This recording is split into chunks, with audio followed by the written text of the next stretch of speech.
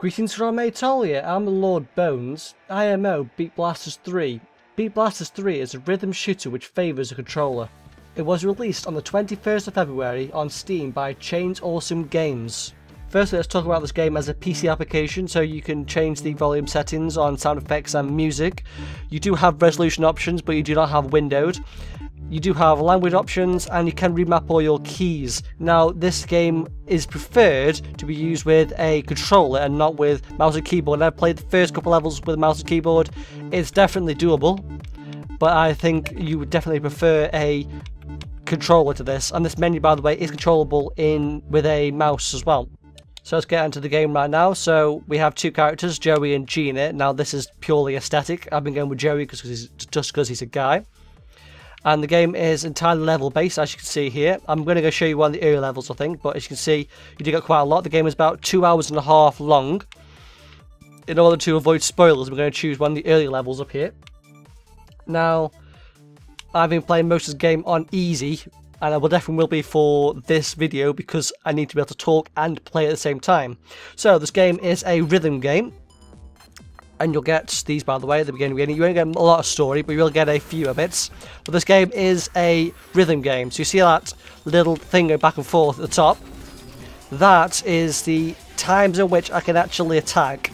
And when I have to recharge, as you see I'm doing right now, or trying to right now, at least, I have to hit my button I want to recharge, in other words the top 3 buttons on my controller, in order to recharge that in particular skill. So here I am recharging this one. I'm recharging my shield. Oh, there we go.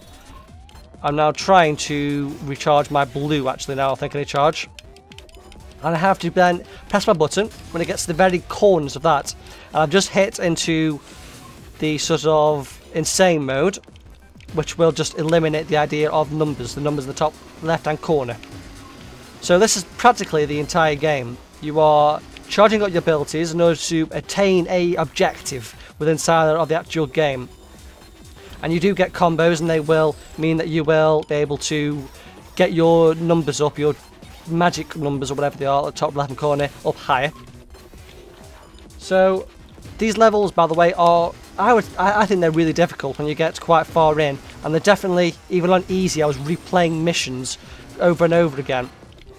And I think this is partly to do with the fact that that top recharge bar becomes quicker, and partly just a pure case of not being able to keep an eye on everything in the game, and also keeping your magic actually charged up.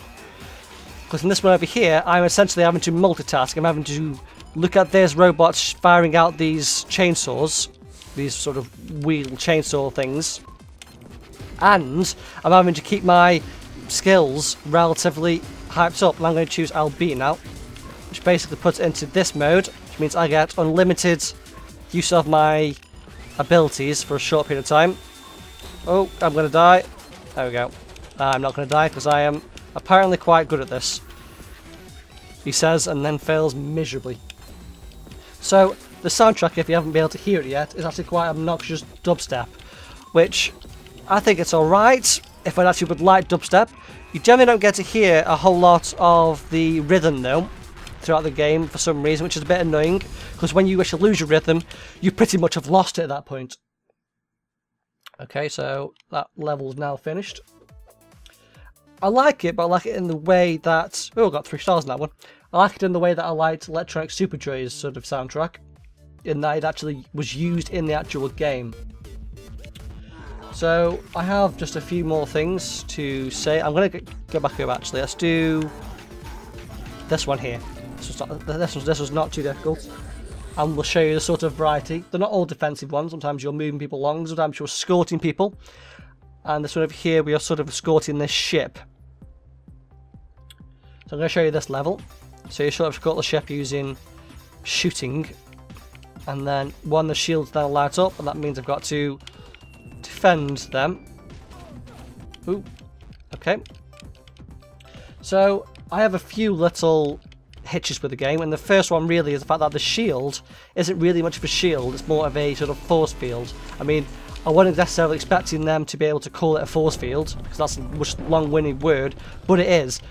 the shield doesn't actually stop things directly inside of its yellow sort of border there. It will sort of push things back. I've got to sort of concentrate a second just to get these up. There we go. And for some reason, there are times in this game when I'm just completely incapable of actually keeping a rhythm, which doesn't necessarily mean that it's bad or unresponsive or has a lot of lag involved. It might just be me being a little bit of a terrible person at this game. Right, let's get this ship moving into here straight away. And I think, as you can see, the art style is actually quite nice. I mean, I've seen a lot of games that use sort of cartoony sort of art style.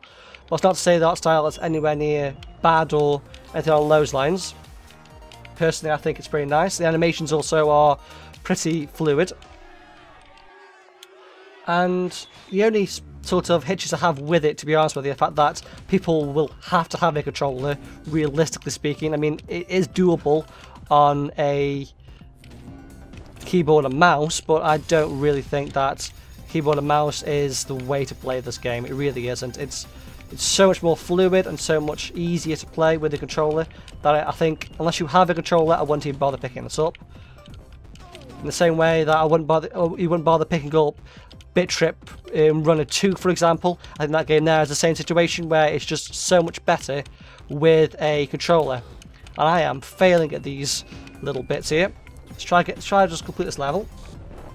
So, if you actually do have a controller and you do like BitTrip Runner, I think you will like this game because it's very, very similar in the sense of keeping rhythm is key to the actual game. Obviously, it's not the same sort of game style. You're not running around pressing your buttons.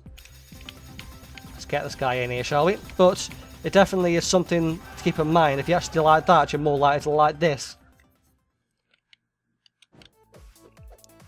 You get a star system, by the way, in this game, as you can see there, and that eventually can give you different, if I go into here a second, give you different guns, and that's practically the entire way the progression system works.